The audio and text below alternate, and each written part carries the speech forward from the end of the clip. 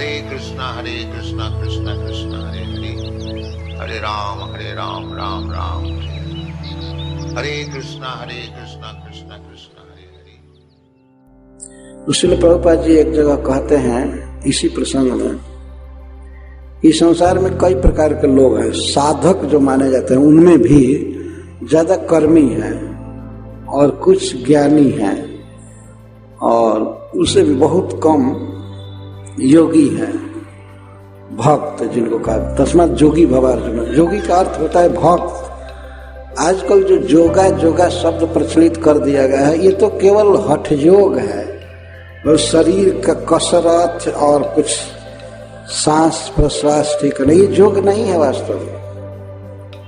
आजकल मनुष्य समाज में इस बात का प्रचार हो गया, ये योगा है,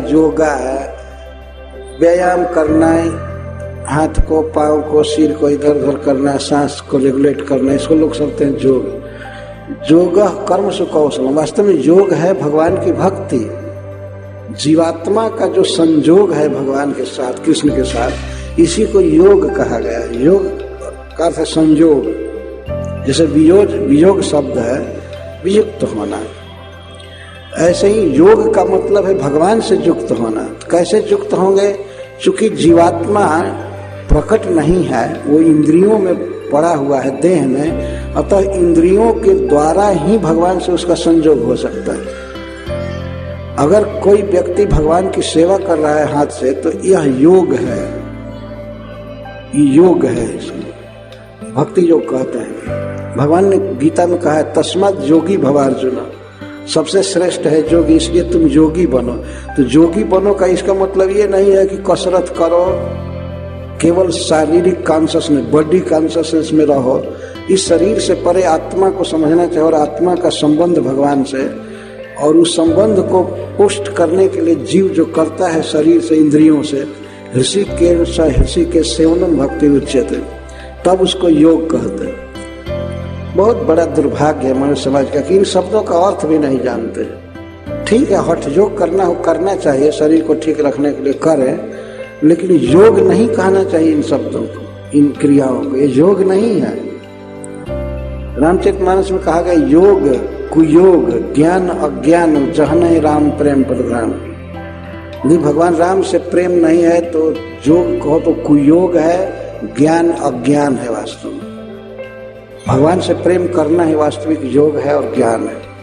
योगी किसको कहते हैं? मान लीजिए इस समाज में हम लोग बैठे हैं, किसी का 100 का नोट गिर गया इस सभा में। कर्मी किसको कहते हैं?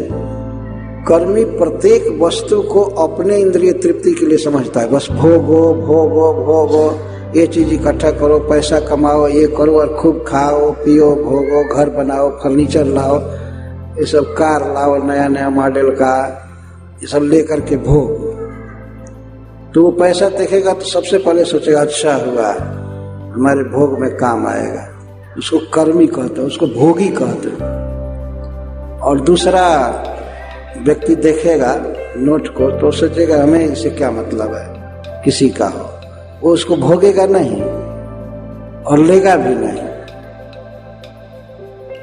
वो सोचेगा कि नहीं किसी का है, हमको इससे क्या मतलब है, वो नहीं भोगना है। तो कुछ ऐसे लोग हैं जो भोगों से डर गए, उब गए, तो वो लोग संसार को भोगते नहीं हैं। जिनको त्यागी या बैरागी कहा जाता है, वो भोगते नहीं हैं, बस कहीं एकांत में चुपचाप बैठे रहते हैं।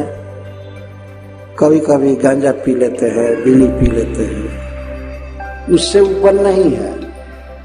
लेकिन और दुनिया में जो सामान है, पैसा है, ये है वो है, उसको भगवान की सेवा में नहीं लगाते, स्वयं भी नहीं।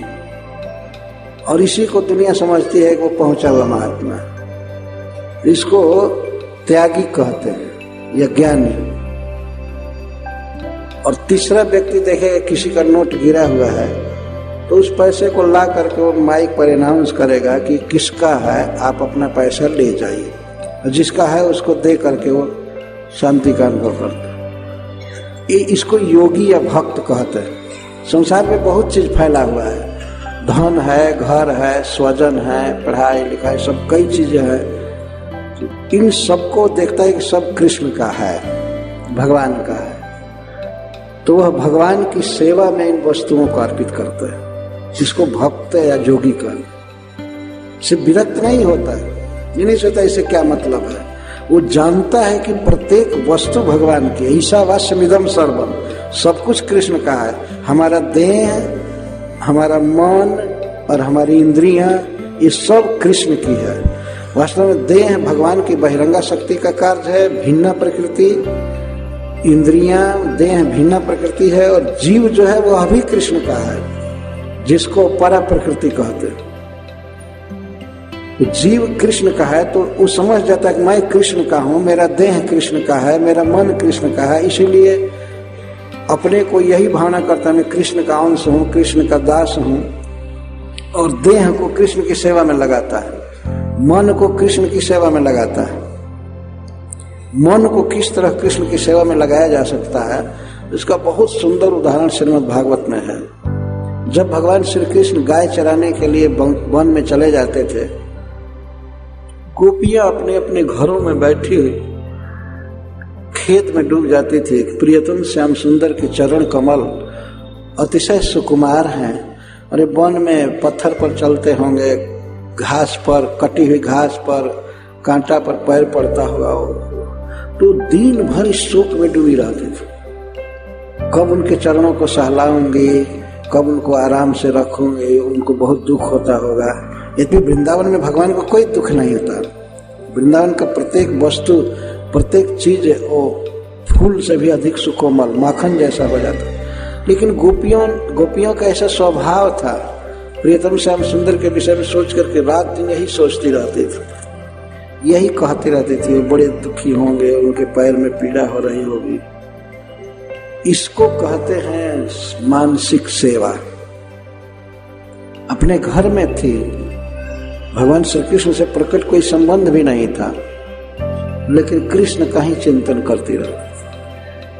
तो भक्त तो अपने मन से भगवान का कैसे प्रचार होगा, भगवान कैसे सुखी होंगे, कैसे संतुष्ट होंगे, इसी में लगा रहता है, और भगवान लगे रहते हैं कि हमारा भक्त कैसे सुखी रहेगा।